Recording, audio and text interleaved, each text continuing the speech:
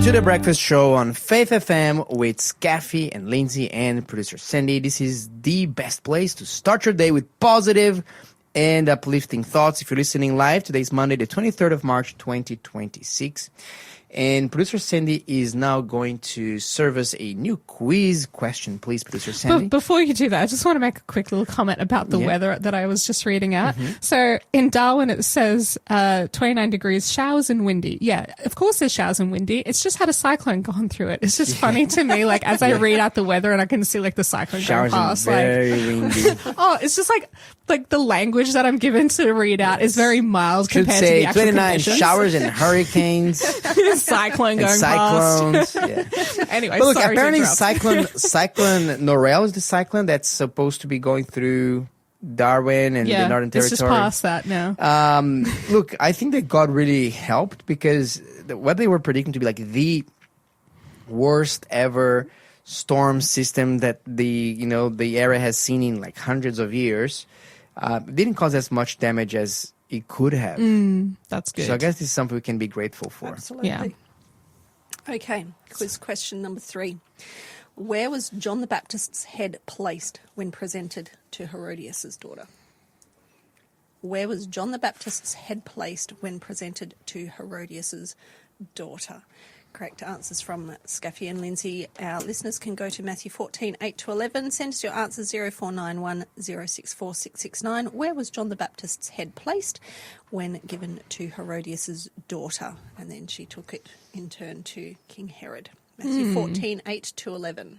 Okay. What a beautiful story to start the day. Yes. Hope Not nobody's gory eating at their all. breakfast. Yes. Well, it's only asking for the object, Yes. Just the name of the object. Did you know the answer? 0491 064 669. I would also like to let everybody know that we are going to have an interview with Justin Lawman.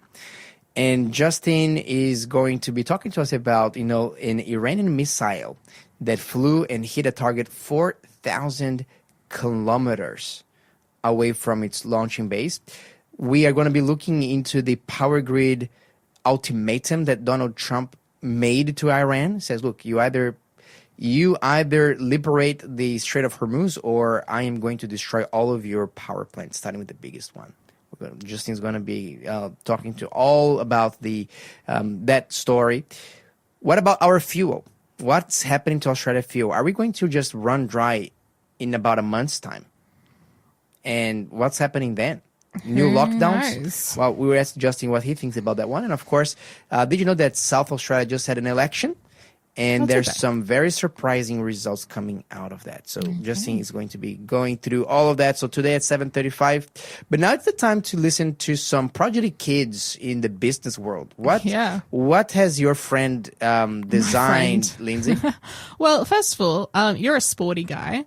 How, like when you're doing your sports, you're running or your triathlons or I don't know, whatever else you get up to. What are all the sports that you're involved in? Look, at the moment, triathlon. Triathlon? Yeah, so I swim, I run, I cycle, and just do some strength exercise as well. Okay. And while you're doing that, you're working up quite a sweat, you're starting to overheat. How valuable would it be to you to have something to help you feel cool while that is going on? Look, for me personally, not so much. I'm not a very a person that sweats very easily. Okay. I do sweat, but I don't really necessarily feel very hot, even if I'm like running like in the hot sun. Just and an so on. athletic guy. It just comes natural. Yeah, nice but I and know that easy some people for you. can get like really hot. I just think that my body temperature for some reason doesn't raise as much. Okay. So I often don't really feel that warmth. However, I can see that there are a lot of guys I'm thinking here some guys in the gym, for example, wearing these regatta shirts, there's like, bodily hair coming all over the place. Yeah. I think these guys would probably appreciate that way more than I do. Yeah. Okay. All right. So you see that there is value out there in the world for something to help keep cool while exercising. Yeah. You know what? I see one thing that I would see value of that. I went to Japan last year during summer. It was very hot. Okay. And having something that would cool me down then, because it was like 30, 40 degrees almost. In Japan? Yeah, well, Man, Japan I only gets some imagine really- the places like with snow-capped mountains. So No, it can be really, really hot in summer. I would value a device that will keep me cool in that while situation. you're being a tourist, Yeah, if you're walking in the streets in 35, 36, 37 degrees. instead of a little fan that you plug into your phone. Or Yes, I whatever. had one of these little fans, like a USB charged Yeah. fans, but they're not really great. No, they probably wouldn't be. Okay. Well, so what we're talking about here this morning is a 16-year-old boy who has decided that as he's playing squash and whatever else he does in his free time, he's feeling a bit overheated and he was looking for a way to cool down. So he invented a type of polyester cloth with like 3 different layers of polyester that you wet it and you wring it out and you snap it and then it stays cool for hours. And Really? like put on your But there are neck or whatever. chemicals in that towel? I don't know how it works. My pure brain doesn't physics. work that way. But he's created this and he's managed to win $200,000 in a like young entrepreneurs like kind of competition to go towards his business. And he already made 100,000 not dollars, pounds in sales, because this is based out of the UK. Oh, wow. That's Yeah. pretty incredible. He's 16, guys. So his best day 16. for That's TikTok amazing. and Shopify, he hit £15,000 on his best day last summer. So this winter for us.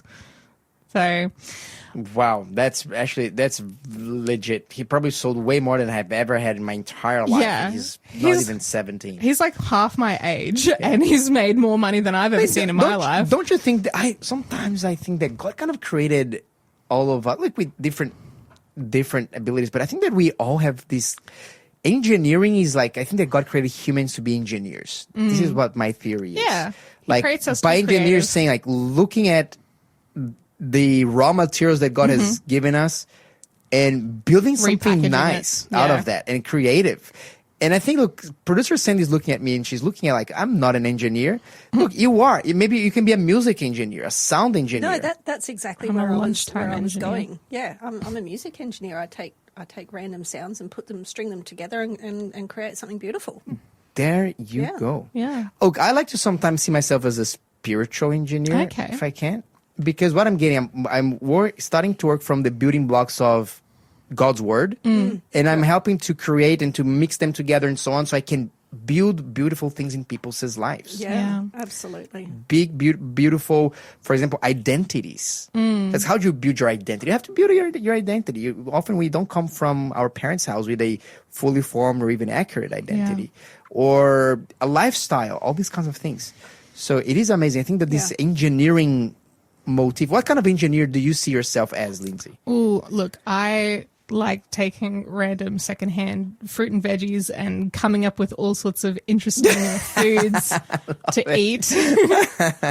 There you go. yeah, You're a amazing. leftovers engineer. I made some really good rhubarb pie over the weekend and quiche. I've never made a quiche before. Can you believe it? So Oh, really? I had like 9 big zucchinis to get through. I was like, what am I going to do with these guys? So And did you end up making a quiche out of these zucchinis? it's all gone. It was very tasty. Wow. Tofu based? No, not tofu. This one involved a bit of dairy, and I usually don't cook with dairy or anything like that. But I You had to. I couldn't figure out a way to make it reasonably good at this point. I've never made a quiche. Like, look, I like to make things the right way the first time, and then when I know what it's meant to be like and how it functions, then I can adapt it to be like more healthy in my perspective. So in the future, if I make it again, I'll experiment with ways for it to be dairy free. Okay. Yeah. That sounds like a plan. Yeah. Look, I think it's amazing. I think that God himself is a builder. He himself is an engineer. He's like creating worlds and all of these, the codes, the raw materials, the laws of physics and the laws of the particles. So Yeah. and we can create like an absolute infinite amount of things throughout eternity with that. So this is why I like technology so much. Yeah.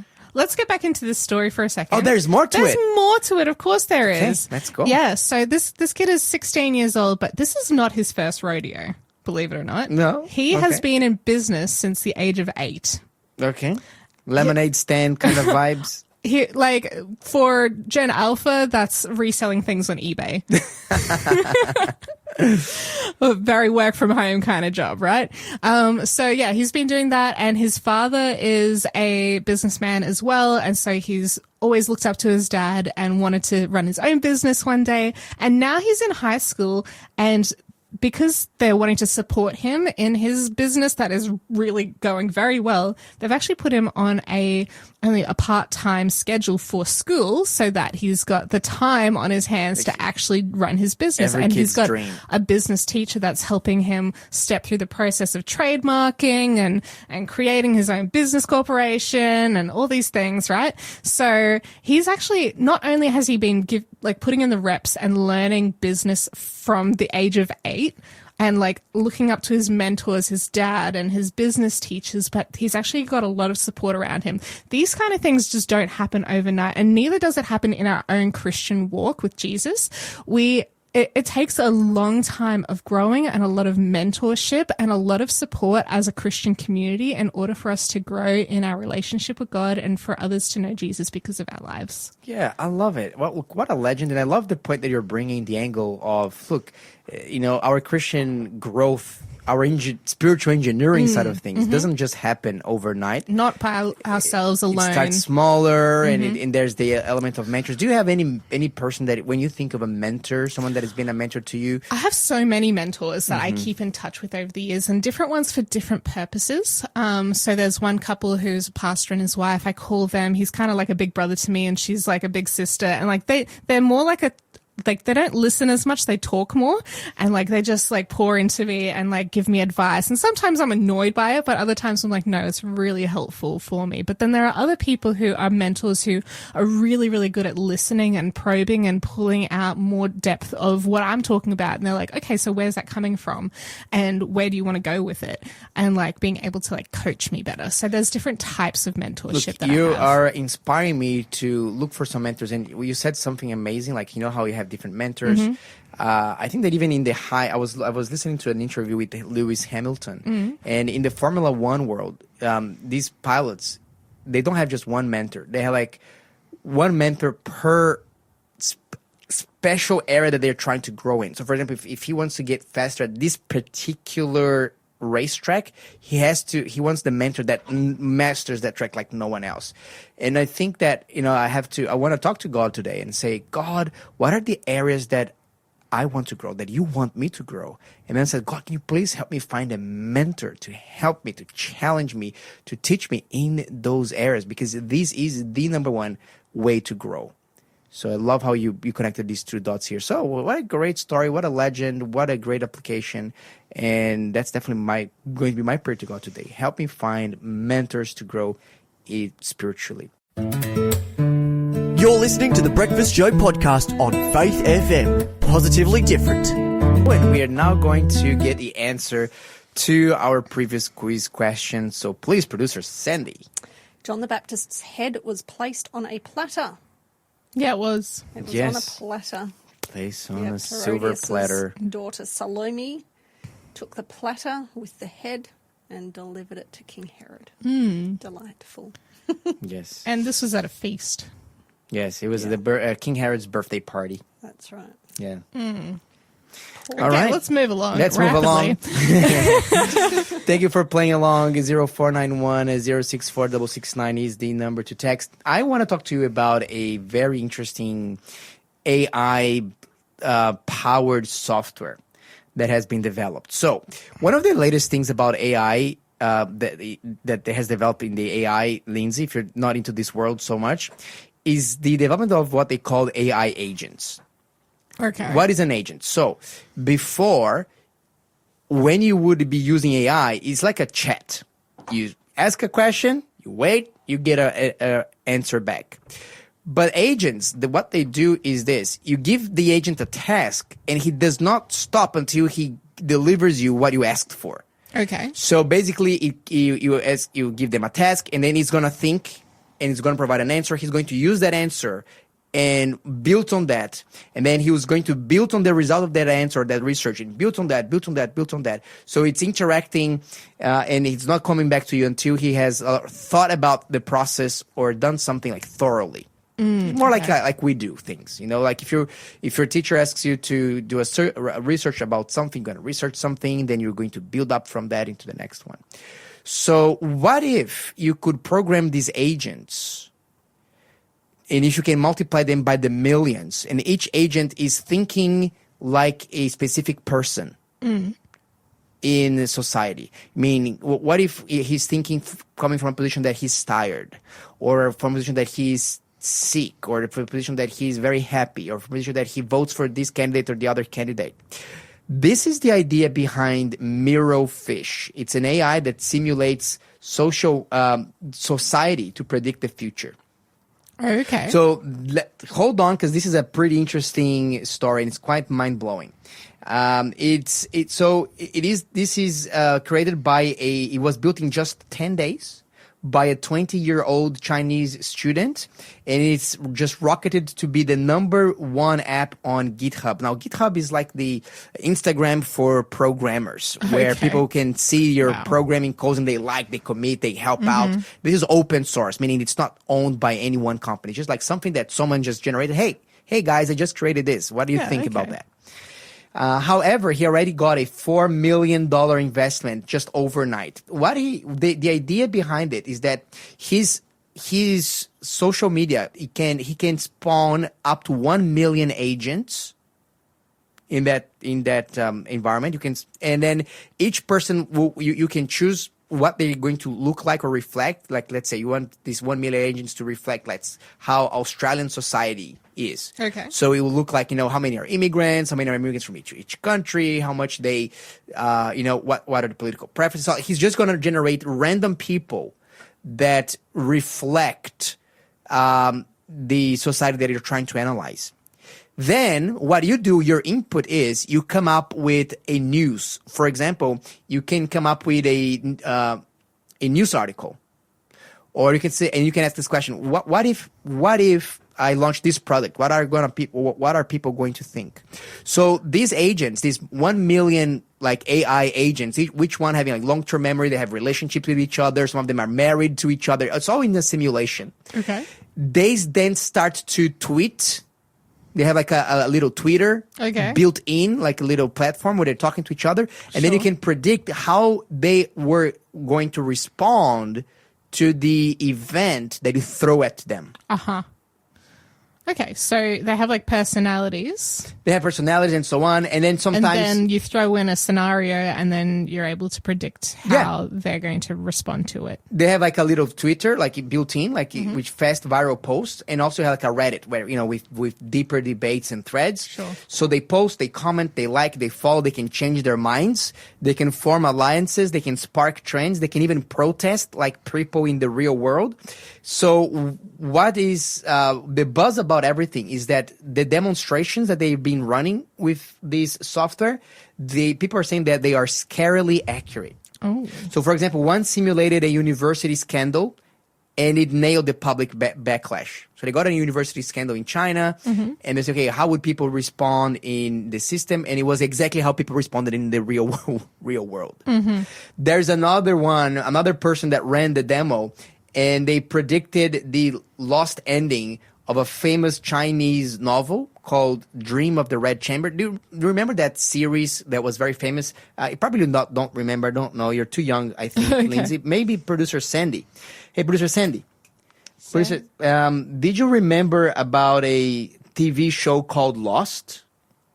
Oh, Sorry, Skafy, I was just doing some editing. Okay. Do you remember the producers, a TV show called Lost? Is that where they fall out of an airplane or something? Yes. Onto an island or something? Yes, never watched it, but I do remember it. Okay, it was a big thing because everybody wanted to know what was the mystery of the island. Yeah. What is the ending going to be like? Did they never give an ending? I think, they gave one, but everybody was disappointed. I think it was all a dream. Kind of. Oh, that's so dumb. Yeah, some kind of a weird collective dream of sorts. So, they didn't even really have a premise to begin with. They just started this story and then were like, we need to end this. How are we going to even end this? That's right. Oh, it's dumb. Look, nobody saw it coming, but when it did come, nobody liked it. However, someone using this social media, they predicted. So they said, hey, what's going to be the ending of that Chinese series, which is similar to that one? And the program predicted exactly what the ending was. And it got it right? It got it right. Wow.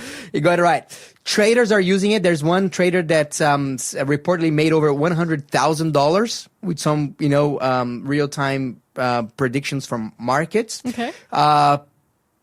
Public relation teams can stress test crisis statements before they go live.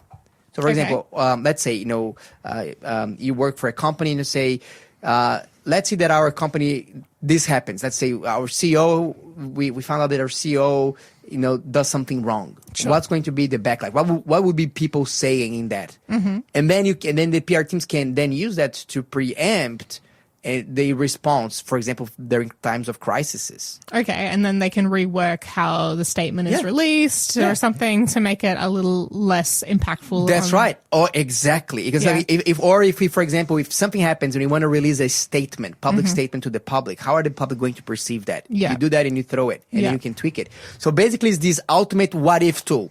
Okay. What if this happened to society? Okay. How would people respond? This is what that thing is, and it's free for anyone to use. Awesome. So you can go there. And I was thinking here, imagine if we can create some Bible-based scenarios. What if we have another lockdown here? Or what if this country joins power with this country and they're trying to impose this worship agenda, for example? How were people in the system going to respond to that? And you can create, you can manipulate some of the agents, and you can say, for example, I want X% of the agents to be thoroughly Bible-based, for example, and their allegiance to God be above everything else. Sure. How would that disrupt the system? Yeah, because I imagine it really would. Yes. I was thinking here of the story of Daniel chapter 3. And it would be very interesting to kind of play with this social media, and like you can create your own scenarios and see how people in society would respond. And I think that different societies, I think that I would expect the Chinese society to respond differently from the Australian society. But ultimately, I was thinking here, when King Nebuchadnezzar, this is in the bringing to the Bible, there's one episode where this king called Nebuchadnezzar, he came up with a golden statue, massive one, and he asked everyone to worship it. Maybe the system would have foreseen that, look, 100% of the people would have bowed down. And that was it. It's going to be just a normal day like any other day in the kingdom's history, and they all would move on. Because there was a very severe death threat attached. Correct, yeah. Yes, attached to that, to not worshiping that. But there were 3 guys that decided not to participate in that worship. Yeah. Their names, Shadrach, Meshach, and Abednego. Yes. And because they did not worship the statue, there had been unforeseen circumstances that King Nebuchadnezzar, for example, he realized like, wow, I have to change entirely my perception about this God, the God of these Jews, because he's beyond understanding. His power is beyond the power of any other gods that we can worship here. That profoundly altered how society worked. I'm curious how this would work, because it seems to perhaps only be able to factor in human entities, right? Like, would you be able to have one of these agents like acting as angels, for example, angels or God, doing miracles? Like, how does God and the Holy Spirit, like speaking to specific people and changing their natural course of action, impact the reality of how things work? My thing is that these are only predictions. Even if you have like 1 million agents, and I think you probably will be able to set them up differently with different preferences, even different powers.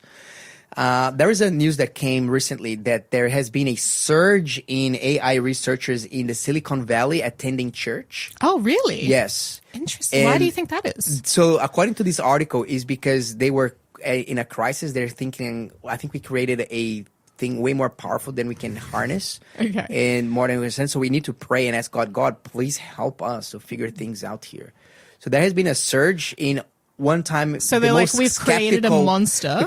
We created a monster moment. Like a Frankenstein. And this monster is getting bigger than us. So And there's most a people lot of don't particularly understand. AI engineers Wow. who used to brag because they were skeptics and atheists. Now there's been a surge in them coming to prayer groups and so on, because they're thinking, wow, we definitely need God's help here. I think We need something created a bigger than us monster. to help pull this, rein it in. But my thing here is, I don't think that you will ever be able to really predict what society is going to do, because you can never fully predict.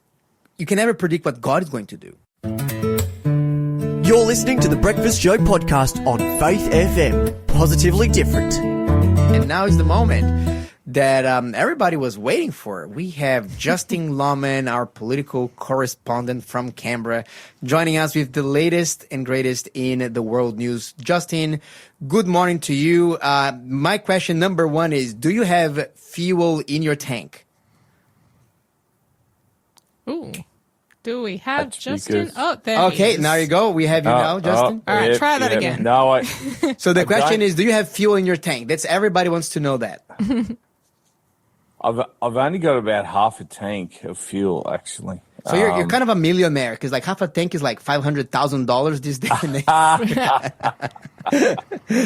Wow. No, I don't have much fuel at all. I've got a few jerry cans, but I actually don't mind a good lockdown.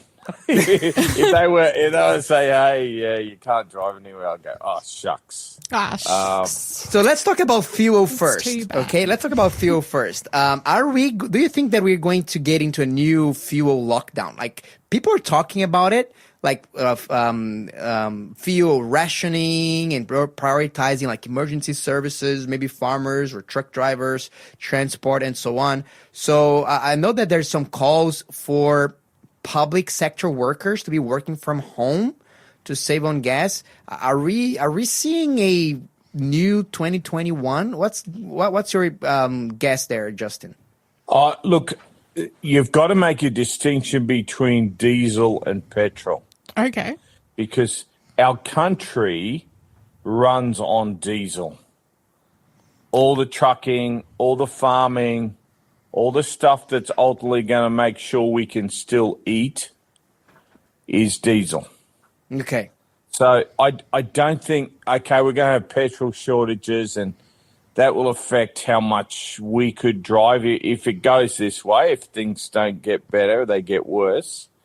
But the crucial thing is diesel. Because you still want to, if you ride your push bike down to Coles, you want to make sure there's food on the shelf at Coles. Yeah. Mm-hmm. That's diesel. If we run out of diesel as a country, if whatever circumstance happens, and what this has all shown us is how crazy are we? They're saying we've got 30-something days of diesel, maybe just 30 days. That's including the ships on the ocean. Of We which need 6 of 80 them have been cancelled mid-journey. We get 81 a month that keeps this country rolling. If we, for some reason, had, just say there's a blockade, some great power to the north of us decided to stop the ships coming down from Singapore and South Korea where we get all our fuel, we can't put food in the supermarkets. And what that means... Wow. What that means to our society, this is not like a side issue. Our entire society implodes. Yeah. Implodes. And especially in a city where you just don't have any options. So, wow, the fragility of the modern economy where we just save $1, so we've destroyed all our own fuel refineries.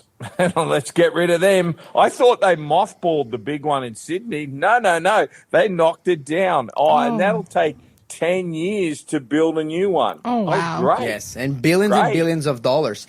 Justin, you know what? I was listening to a classic last week, after our conversation.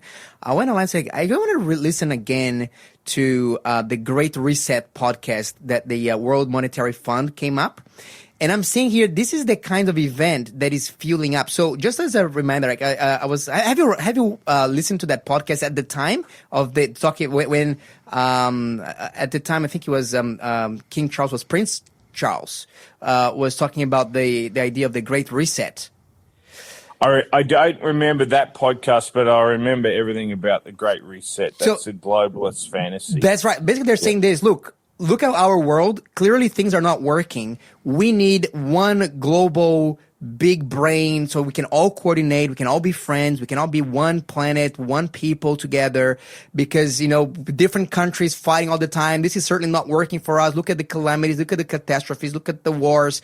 We need to look after each other, and the way to do this is to hand just one person all the power so we can make all the decisions and build a big, beautiful, happy global society. But when I read this book of Revelation in chapter 13, I do see, all right, this very centralized government, but I don't see the beautiful picture that they are seeing. No, globalism's built on a fantasy that biblically there's always been kings and kingdoms and nation states. And globalism tries to get rid of the nation state. I don't believe that was ever going to work, and it's proven to, as soon as a little bit of nationalism, populism arrives, it gets run over. So I think we're seeing the death throes of globalism. Putin was always the fly in the ointment, and now there's Trump, now there's Z, and all these big, powerful nations are just exercising their authority. And there's nothing, the global community, like Canada at the moment, is saying, oh, we're going to have all these middle powers be the big guys. No, we're not. That's not how the playground works. The bully's the bully. The big guy is in charge. And that's been all of human history. It's the way the Bible records history. And, that was never going to work for me. Nah. And Justin, from a spiritual perspective, a lot of people are getting really anxious. We have only, as you mentioned, 30 days, and probably less than that now, as we're talking about, of fuel supply, of aeroplane fuel. And people are saying, like, am I going to run out of food? If a lot of people don't live in the country and have access to their own garden-made food, or they have like stockpiles of food. How do you spiritually manage that anxiety of, not knowing if the entire country is going to run into chaos from having to food? Like, what would someone that knows Jesus, what can they pray or do in a situation like this from a spiritual point of view?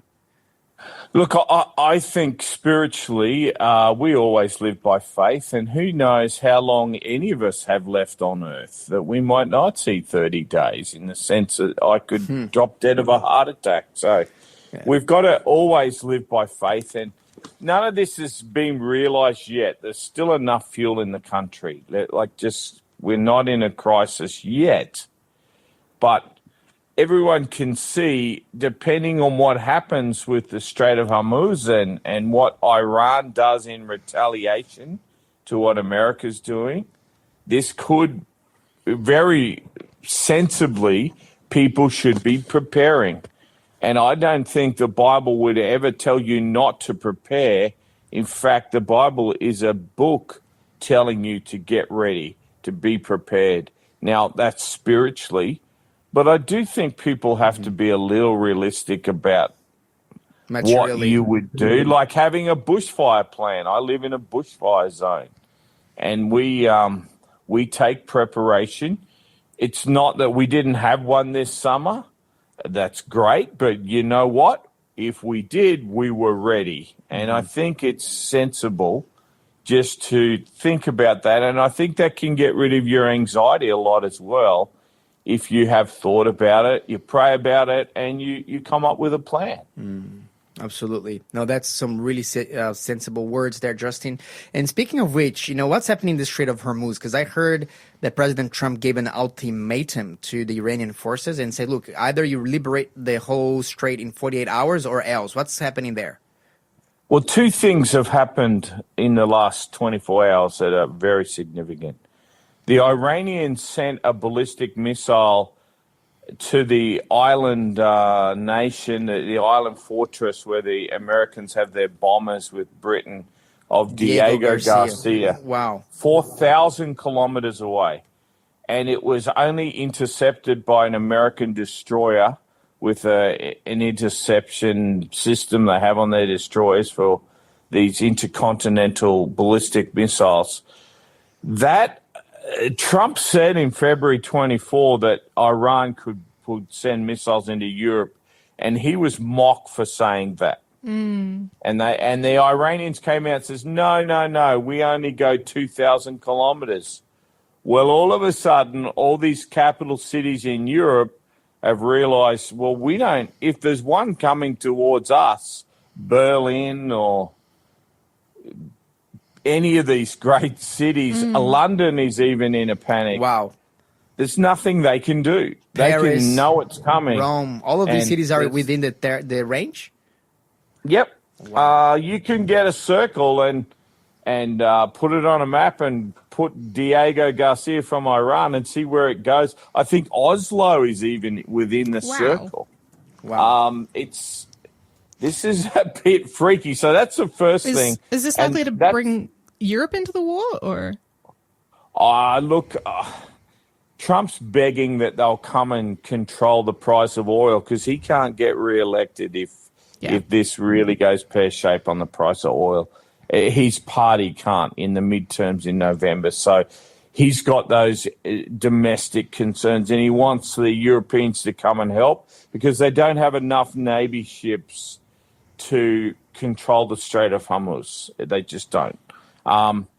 There's been an incident with one of their aircraft carriers. It has a fire on it. It's heading back to the US. There's a lot of speculation how that fire was started. They say it was just in the galley, but was it hit? So it's a dangerous thing to put a warship into that strait if they've got missiles that can take out ships. And so there's not an easy thing here. And then here's the second big thing that's happened.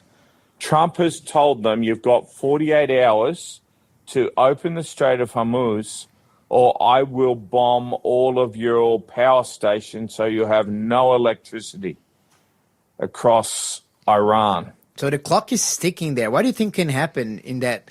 Probably the best case scenario would be that the Iranian forces will say, okay, now we are really scared. We're going to stop this, Mr. Trump. Sorry about that. Or they can say, come and get us. What happens in that scenario? See, Trump's used to doing deals, and he thinks he can bully these guys into a deal. These guys are Shia Islamic worldview. They're fanatics that are in leadership. They're not going to get bullied over anything. You can start killing them, and they're not going to change. So I don't see he's got an easy way out of this at all. And if he was to take out that power grid, they lose water. You can't live very long without water. There are some parts it won't, but there's a lot of that country that's going to come under serious duress if he goes ahead to do this. And what will they do to retaliate if that happens? Clearly, they have some serious missile technology, far more serious than what everyone was thinking. The Americans seem to have known. This could really affect Australia because of if they start to take out oil refineries, all the oil infrastructure of the Middle East. It's not whether you're going to open the strait. There'll be no oil to send down the strait. And here we're sitting just saying, we've got 30 days and it'll take us 10 years to build our own refinery. So there's a lot to pray about here, folks. We want the freedom to come to this country so the gospel can be preached. But I tell you what, this is a big risk that's being engaged in right now in the Middle East. It is a big risk. And, Justin, it's very interesting that this whole Diego Garcia attack just came, in pretty much the same moment that this massive threat towards the power capabilities of the Iranian regime came in. I'm looking at the map here. Of what does 40,000 kilometers by Iran in terms of range. Basically, they can reach every country in Europe except Portugal. So only if you're in Portugal, you're fine. If you're half of Spain, you're fine. Everything else, you're falling well within the 4,000 kilometer range. And look, Justin, have we spoken about, or was it late after the Monday when Iran, they bombed a gas facility in Qatar, And it turns out they caused with this one missile $20 billion worth of damage in 5 years of time to repair. 5 years to repair. What if they start to do that on a wider scale? That's kind of their mentality. They are very apocalyptic in an Islamic sense, unlike Sunnis, and they are sort of like a bit of like, there has to be the apocalypse before they get their Messiah, using my language, but this is not good.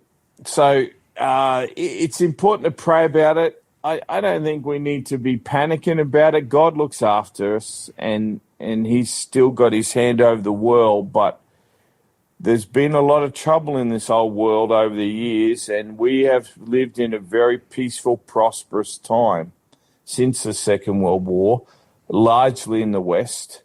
That may be changing. That may be changing. Absolutely. And Justin, may I ask you then to pray for us? Can you help us give words to our prayers, because we are definitely going through unprecedented times here, and we definitely need to send every prayer we can. How would you pray? How do you pray in that situation? If you could lead us in prayer this morning.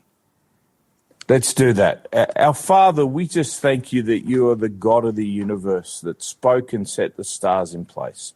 Lord, you said there'd be wars and rumors of wars, but the end is not yet. We know that the great crisis will be over worship. But here we see the nations are angry and they're at war, striving to control the destiny of the world, but you're the one that has it in your hands, Lord.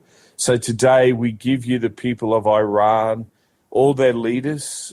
We give you the American forces and the different sailors and airmen that are involved in this dreadful war, Lord. We ask for their safety, and we just pray, Father, that this would be a resolution would be found, that there would be peace again. And we pray, Lord, that the gospel could be preached in the Middle East, that Jesus could be preached publicly, that people would receive the wonderful truth of his word. We trust this to you, and we just pray for our own nation and its leaders, our Prime Minister, all the way down. We just ask you'll give them wisdom at this time, in Jesus' name. Amen. Thanks for being a part of the Faith FM family. Join our community on Facebook or get in touch at 1-800-FAITH-FM.